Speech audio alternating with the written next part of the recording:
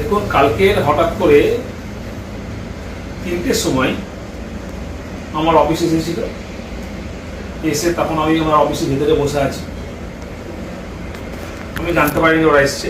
তারপর দেখলাম আমার সিকিউরিটিকে দেখে তাদের চমকেছে এবং তাদেরকে অ্যারেস্ট করে ধমক দিয়েছে।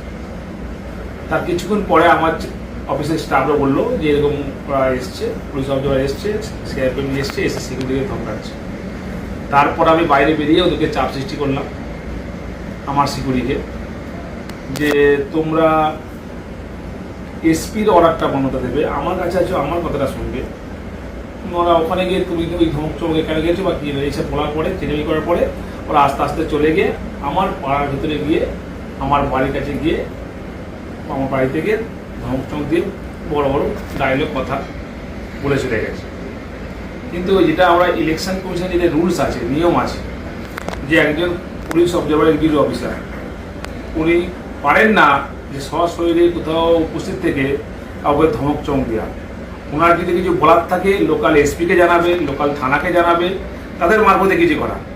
ওরা লোকাল পুলিশও নিচ্ছে না, কাউকে নিচ্ছে না, ডাইরেক্ট সিআরপিএফ নিয়ে গিয়ে শুধু আমার বাড়িতে না, আমার যারা সহকর্মী আছেন প্রত্যেকটা অঞ্চলে যারা অঞ্চল সভাপতি আছে, নেতাকর্মীরা আছেন, তাদের বাড়ি থেকে ধমক চমক দিচ্ছে, রেড করছে।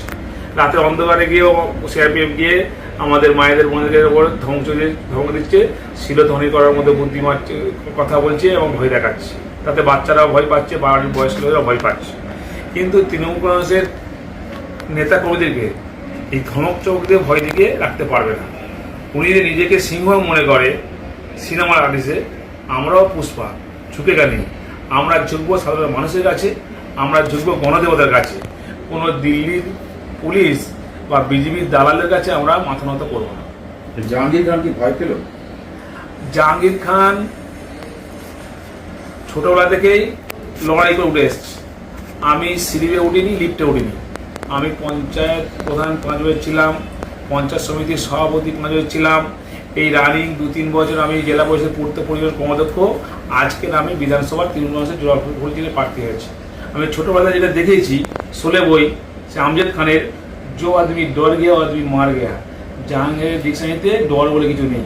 আমরা ভয় পাই অন্যায় দেখে, অপরাধ দেখে, কিন্তু কে ধমকাবে, চমকাবে, ভয় দেখাবে, জাহাঙ্গীর খান তাতে কর্ণপাত করে না। জাহাঙ্গীর যে পরিস্থিতি, কোনোভাবে যদি কালকে আপনাকে গৃহবন্দী করার চেষ্টা করা হয় তাহলে কি করবে? আমাকে গৃহবন্দী করুক, কারণ আমি যতবার ইলেকশন হয় আমি আমার রুমের ভেতর থেকে কন্ট্রোল রুম খুলে ফোনে আমি সবাই যোগাযোগ রাখি, কোথায় কি পোল হচ্ছে না হচ্ছে, ভোট হচ্ছে করি।